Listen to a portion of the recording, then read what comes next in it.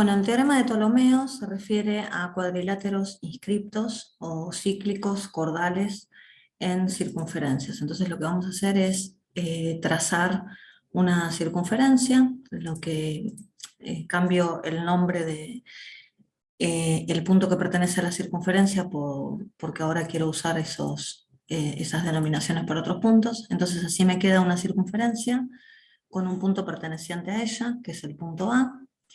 eh, Ese punto pertenece a la circunferencia, otro punto B, otro C, otro D, entonces con 4 puntos puedo trazar un cuadrilátero cuyos vértices se correspondan con esos puntos, y lo que voy a hacer ahora es renombrar el lado DC, le llamo M, entonces me quedó un cuadrilátero cordal eh, cuyos vértices son A, B, C y D, y los lados A, B, M y D. ¿Sí? No dejé C en este lado para que no dijera C sub 1 y tenga un subíndice, y por otros procedimientos que voy a emplear más adelante. Entonces, bueno, ahí están los lados, A, B, M, D, y A, B, C, D, los vértices. En este cuadrilátero también vamos a trazar, bueno, ahí le cambié el color, un color celeste, para destacarlo un poco. Y después lo que hacemos es trazar una diagonal, que el programa le llama F, que une los vértices AC.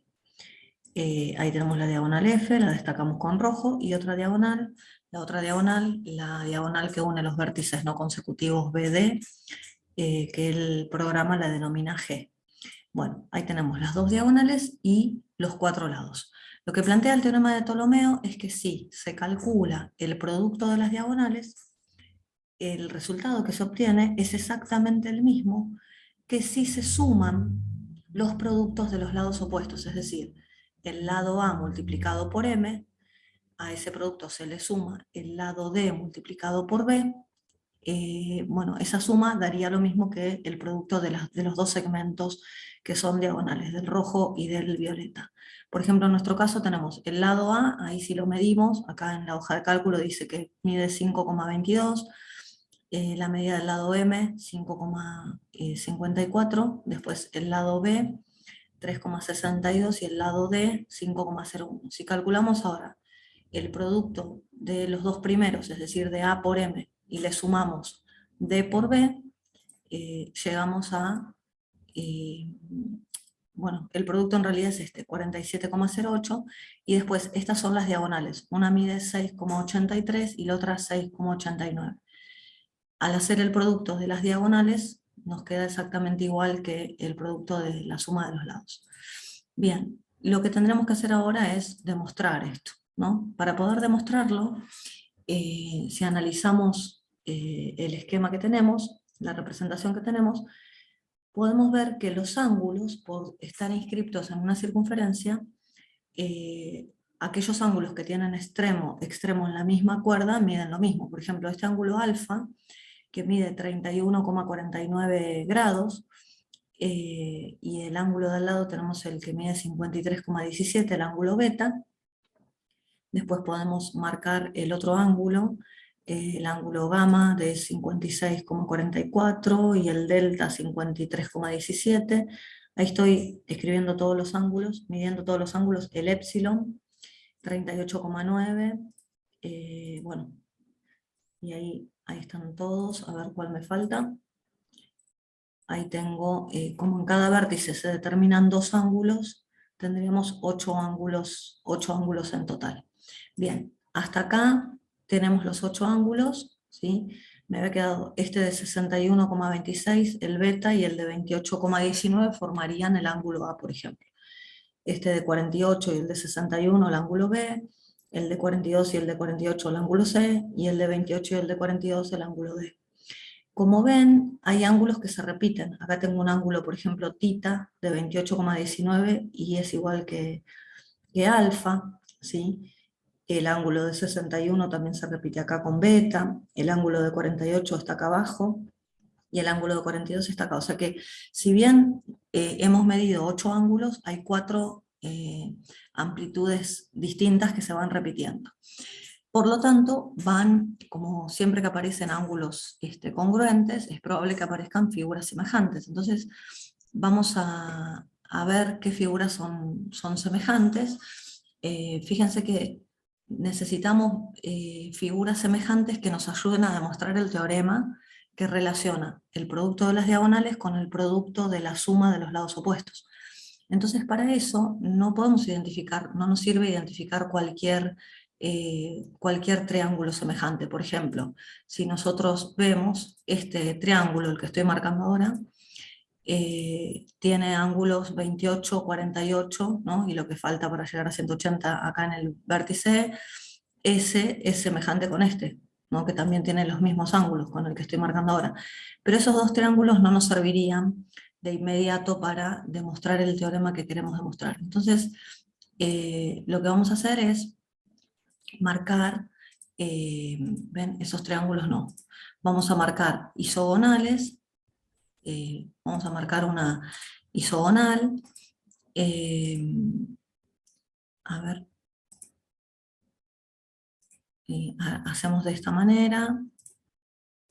Esperen que voy a dejar la hoja de cálculo, la voy a hacer invisible para que no nos ocupe lugar. Ahí está. Y entonces nos queda el espacio acá para la demostración. Bueno, lo que vamos a marcar es una isogonal.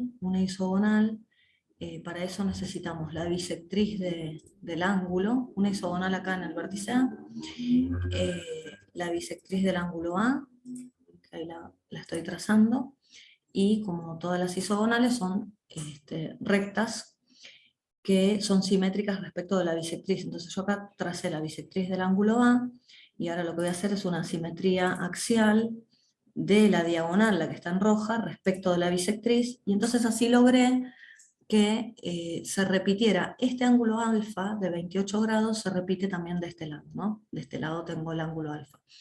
Lo que voy a marcar ahora, bueno, la bisectriz no la necesito ver, así que la hago invisible. Lo que señalo es el punto,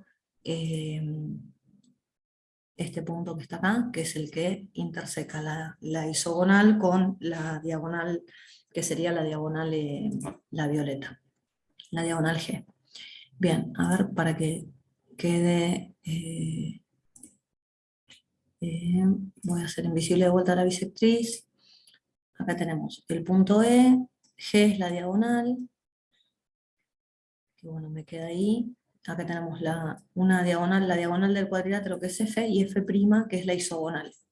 Bien, si nosotros medimos ahora de vuelta los ángulos, vamos a ver que este ángulo, este que estoy señalando acá con la manito, es igual, que es congruente con el ángulo alfa, ¿no?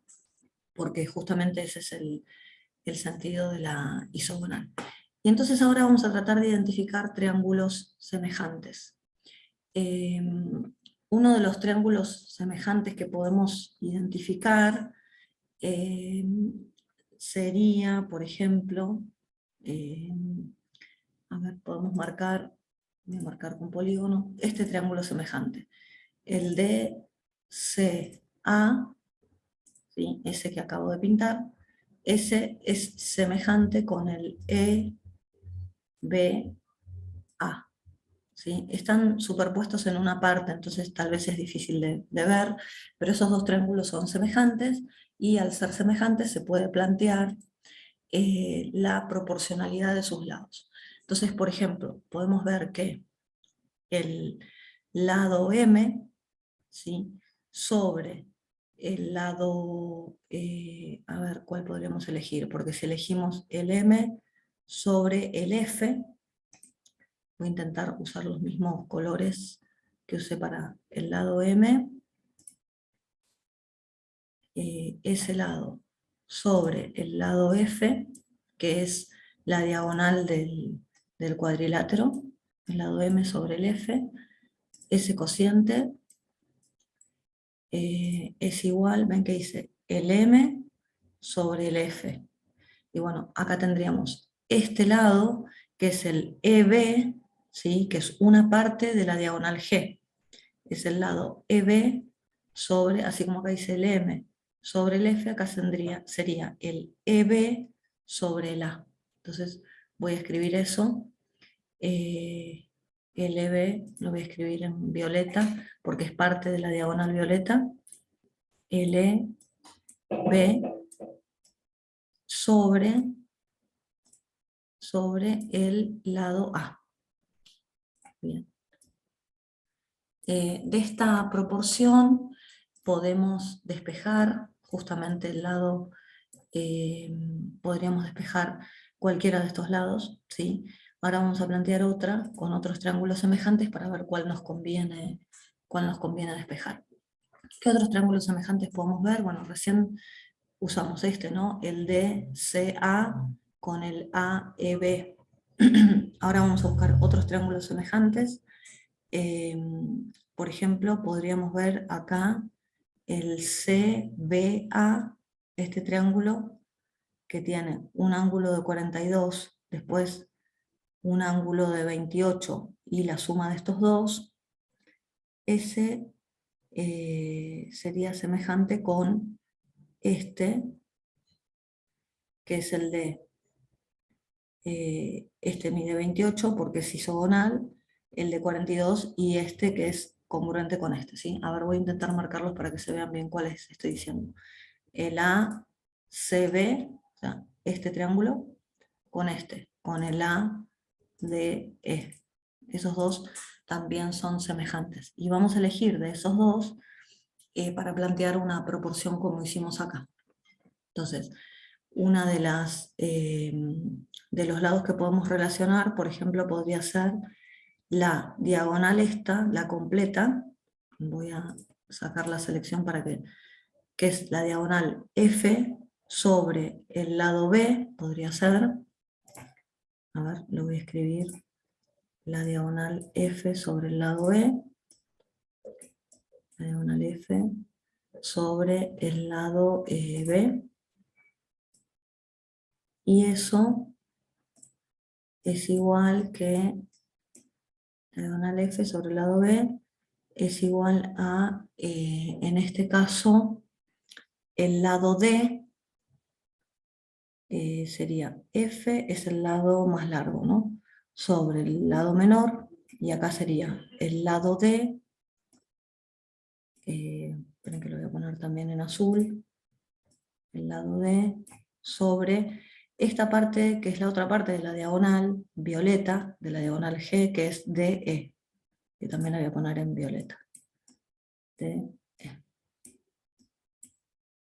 Bien, entonces acá podemos ver que nos quedaron dos proporciones, en las dos aparece F, así que podríamos plantear el producto de los medios es igual al producto de los extremos, entonces nos quedaría M por A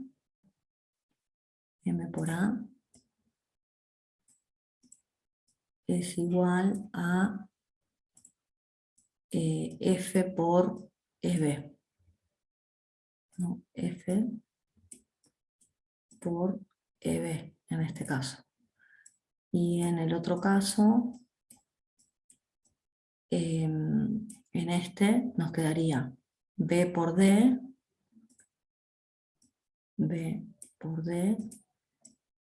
nos queda igual que F por DE. F por DE. Bien, y entonces acá lo que podríamos hacer es sumar miembro a miembro estas igualdades. Entonces si sumamos, lo voy a poner en naranja, sumamos miembro a miembro, por un lado nos queda esta suma, que es M por A más B por D, que es la suma del producto de los lados opuestos, ¿sí? Lo que dice el teorema, lo voy a poner acá abajo. Lo voy a reordenar, puedo poner A por M más B por D, o sea, AM más BD. Bien, y eso resulta ser igual, esta suma resulta ser igual que F por EB más F por DE, que en este caso podríamos sacar factor común F, y nos va a quedar el producto de las diagonales. Fíjense, nos queda F por EB más, cuesta escribir con el mouse, más F por DE. Y al sumar y sacar factor común, F, resulta que EB y DE, ¿no? DE más EB es la diagonal G. Así que ahí podemos poner F por G directamente. Y nos queda lo que queríamos demostrar, que el producto de las diagonales coincide con el producto con la suma de los productos de los lados opuestos. Bien. Ahí quedó demostrado.